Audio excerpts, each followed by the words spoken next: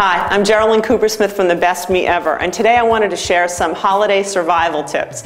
The holidays are coming, and that means a lot of parties. It means having people over. There's a lot of food around, and people tend to gain weight.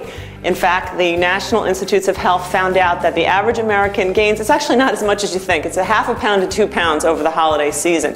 The problem is people tend not to take it off after that. So every year they're putting on that same half pound, 1 pound, 2 pounds in the holidays, and they're getting more and more heavy as time goes on. Unfortunately, the story is even worse for people who are already overweight.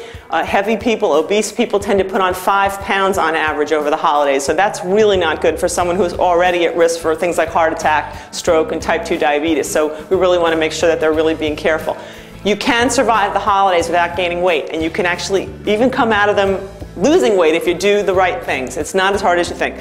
One is you really have to watch your beverages. It's very easy to ingest a ton of calories by drinking eggnog or hot chocolate with whole milk and whipped cream on it. Those kind of drinks can pack 300 calories on average in a standard serving size. A couple of those, you can really gain weight over the course of the holiday season just by having an extra beverage. So that's something to think about. What are you drinking? You want to really stay toward water, sparkling water with some fruit juice in it if you want, and really watch your alcohol too, because again, on average, alcoholic drinks are going to have about 200, 250, maybe more, depending on what you're drinking. Every time you drink that, you're adding to your calorie count for the day, and it's easy to gain weight just from that alone.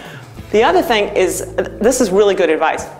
Don't be afraid to taste everything, but try not to sit down and really chow out on any one thing. It's fine to have a taste of the pumpkin pie or holiday treats that you eat with your family that are part of the traditions for you. That's definitely, you should do that. You just don't need to have a giant wedge of it. So taste everything. Don't eat a ton of any one thing. I think that's really good advice. Try, when you put together your plates on Thanksgiving, Christmas, Hanukkah, whatever you're celebrating, Kwanzaa, you want to make sure that you have protein as most of what you're eating, and then a lot of vegetables as a lot of the plate. So protein and veggies is most of the plate, and then things that are mixed up, things like they're veggies, but it's starches like potatoes, whipped potatoes, or any kind of casseroles. Those kind of things pack a lot of hidden calories, have a lot of butter, things like that. So be careful with those. Taste them, but just have a little bit. Have a tablespoon. Taste it. Don't go crazy.